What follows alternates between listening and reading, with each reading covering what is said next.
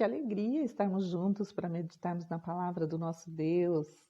Eu quero te convidar a ir comigo no livro de Mateus, capítulo de número 6. Nesse capítulo, Jesus fala a respeito de oração.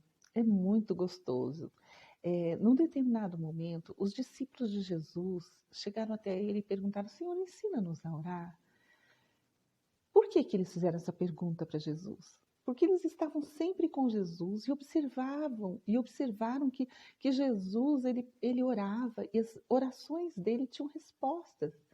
Sabe, teve um momento que Jesus apresentou um pão e peixe numa quantidade mínima e o Pai ouviu a oração, respondeu de maneira que mais de 5.000 pessoas foram alimentadas e ainda sobrou. Isso chamava a atenção dos discípulos. Então eles pediram: ensina-nos a orar. Que segredo é esse? Então Jesus chamou eles para junto e disse para eles assim: quando orares, entra no seu aposento e, fechando a sua porta, ora a teu pai que está em secreto, e teu pai que vê secretamente te recompensará. E orando, não useis de vãs repetições como os gentios que pensam que por muito falarem serão ouvidos. Eu quero falar com você aqui 3 pontinhos que estão nesses 2 versículos de número 6 e de número 7 de Mateus capítulo 6. Primeira coisa que Jesus nos ensina aqui é não orar como os hipócritas. O que Jesus quer dizer com isso? No tempo de Jesus, as pessoas, algumas pessoas, porque elas tinham mais conhecimento da palavra, então elas gostavam de orar só onde tinham pessoas. Elas não gostavam de orar sozinhas com Deus. Elas não gostavam de orar elas e Deus num lugar reservado. Elas gostavam de orar só quando tinha plateia.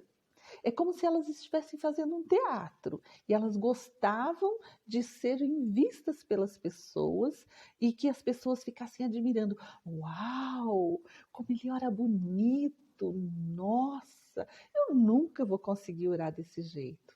Jesus chamou a atenção: ei, vocês não façam dessa forma, porque Deus não vai ficar sentado assistindo vocês orarem como se ele estivesse num teatro assistindo um espetáculo. Assim não. Segundo ponto, Jesus disse: orar num lugar reservado. O que ele quis dizer com isso?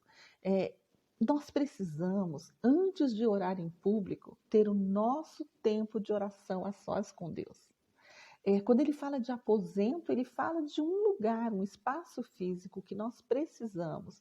E por que nós precisamos disso? Porque esse é o lugar onde nós vamos abrir a nossa vida para Deus, de verdade. Se você está magoado com alguém, você vai ter coragem de falar para ele, porque só ele e você estão ali, não tem mais ninguém para te ouvir. Se você está triste, se você está em dúvida com relação à palavra, se você não entendeu algumas coisas que o próprio Deus está fazendo na sua vida, é o lugar onde você vai dizer para ele, e ele vai ouvir. E ele vai te responder. Você vai ter liberdade para falar. Enquanto que, se você não desenvolver esse tempo sozinho com ele, você não vai abrir o seu coração 100%.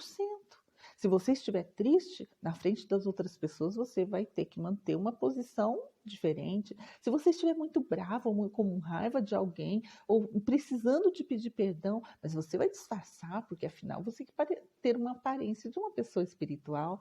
Mas Jesus está dizendo: não, não faz assim não.